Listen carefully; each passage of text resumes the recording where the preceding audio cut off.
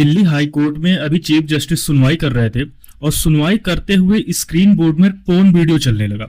आप इस देश की सिक्योरिटी सिस्टम पर किस तरह के सवाल उठा सकते हो जब देश के उन सिस्टम जो सरकारी सिस्टम है जहां पर ऐसी हरकतें हो रही हैं। अब सोचो, ये न्यूज यूएसए में भी चली है, कनाडा में भी चली है, रूस में भी चली है और चाइना में चली है। सबसे ज्यादा शर्मिंदगी वहां पर होती है जो हमारा की नेबर जो कंट्री आ जाते हैं, जैसे चाइना।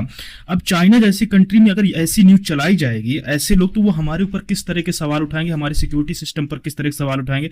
वैसे साइबर अटैक से बहुत सारे देशों पे होता है, जो सबसे ज्यादा भारत में होता है। अब आप देखो, ये जो साइबर अटैक था किस तरह का था, हमारे सिक्योरिटी सिस्टम को किस तरह चैलेंज करता है।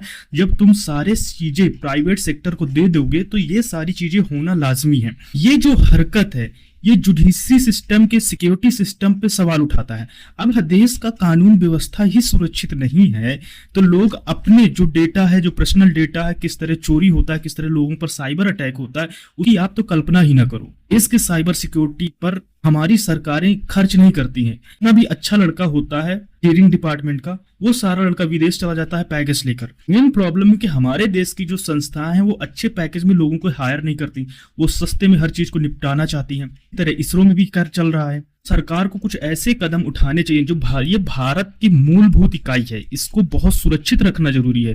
ये हमारे संप्रभुता पर सवाल उठता है। ये दिल्ली हाई कोर्ट में, सोचो अगर ये सुप्रीम कोर्ट में होता कितना बड़ा धब्बा हो जाता। दिल्ली हाई कोर्ट में पॉर्न वीडियो स्क्रीन पर चलना बहुत बड़ा सवाल खड़ा करता है देश के सिक्योरिटी सिस्टम पर।